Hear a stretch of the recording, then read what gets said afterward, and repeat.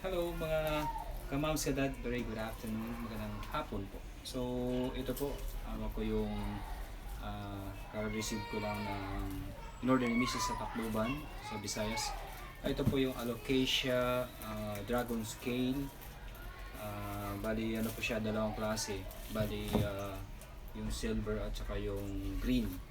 So maganda naman po yung ano niya, kanindot sa iyang packaging tanawa. So Bisaya, Tagalog taani. So nilagay nila ng ano po, perishable goods, and then square box niya, bali yung plastic, so makasingaw yung mga halaman natin. And sa dito po may nakalagay pong yung invoice at saka yung quarantine yan, yung permit ng mga halaman sa Tacloban. Ganun po yung mga proseso nila. Okay? So madalian natin. So umabot siya ng mga 3 days po yung pagbiyahe. Medyo nauuhaw na yung halaman. Okay? Dami na talaga mga tape. Aside sa tape, ito yung address. May nilagay siyang ano po, ziplock, plastic yan. Sensya na po sa mga background ko, medyo sari-sari ingay dahil lahay kasaba tayo o kani yan, lapit na. Excited na po ako para lang nakakape. Sobra po sa nakakape, di ba? So ito na po, yan, may pangalan siya, libre po siya. Pinabalot po nila ng coconut hash, kani bunot sa Bisaya. Then ito yung ano, mga silver, yeah, ang sa ilawom o ni ang green. Yan, may pangalan siya, silver, nana. Okay? So, ang halaman o ang tanong, nangyahan na siya o ripat. I-ripat po natin ito right away. Okay, maubusan na siya ng tubig kasi yung coconut hash, medyo dry na siya, wala na siyang tubig.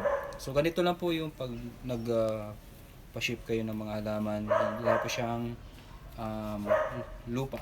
So kailangan ano lang siya, coconut hash, or kung walang ganito, yung mga container ng Coke, at babalutin na siya. Dry po yung dahon ha, kasi pag basa po siya, magkakaroon po siya ng tendency mag-moist. Tulad ito, nag-moist siya at malalata yung dahon niya.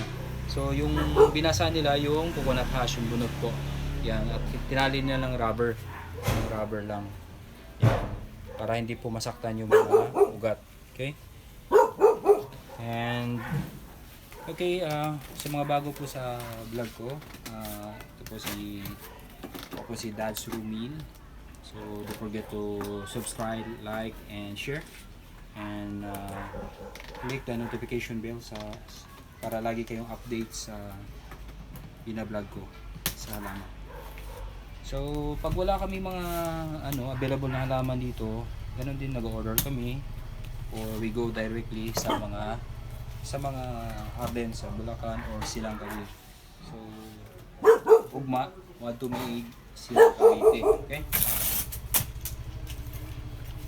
Yan, buksan ko na po. Brihan ako ni bay ang usa ka box kani. Yan, takip niya, taklob niya. So mo ni ang green nga dragon scale. So naga-yellow siya, way problema. This is the old leaves. So name swat. Yeah. Pangalan niya. Okay. Sinwata. Yeah, Sinwata. So green siya. Yeah. So the same. Yeah, medyo basa pa yung iba. Conforme sa bunot na medyo mga baga ba, makapal. Sa Tagalog. So mauna ni siya. Yan. So sa isa ka duha ka buhok. Duha ka buhok muna na siya. Ano yung ihang kanindot nga dahon na inuwata. Medyo hugaw ra, medyo higko. Gamay. Nana siya, no? Okay, ang i-difference niyo siya duwa, similarity siya, no? Okay, di na ako magdugay-dugay pa. So, don't forget again, and have a lovely afternoon, everyone. So, mayong hapon, kamam kadad. Bye-bye, God bless.